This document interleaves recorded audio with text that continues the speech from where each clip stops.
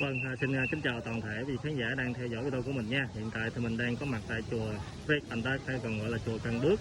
thuộc xã Thành Phú, huyện Mỹ Xuyên, tỉnh Sóc Trăng để chia sẻ cận cảnh cho mọi người xem chiếc tre ngò độc mộc được chùa Prek Andak mua về từ Campuchia, và hiện tại thì chiếc ghe cũng đã được đem lên sân của chùa rồi nha. Và xôm cộtประยมดកំពុងទស្សនានៅវីដេអូរបស់ខ្ញុំហើយឥឡូវនេះខ្ញុំកំពុងនៅវត្ត Prek Andak ស្ថិតនៅភូមិខាញ់គូស្រុកមីសៀងខេត្តសប្រាំងដើម្បីចែករំលែក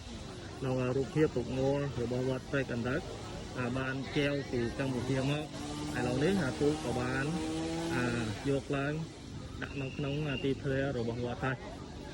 យើងឃើញថាទូកនៅរាងយ៉ាងស្អាត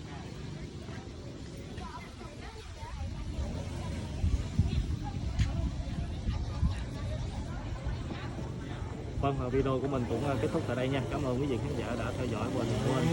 like, chia sẻ cũng như đăng ký kênh. Bắt video rồi bật nhóm nhân tệ trong thế. Rồi mà sau này chuột mà bây giờ mình video được coi tiếp.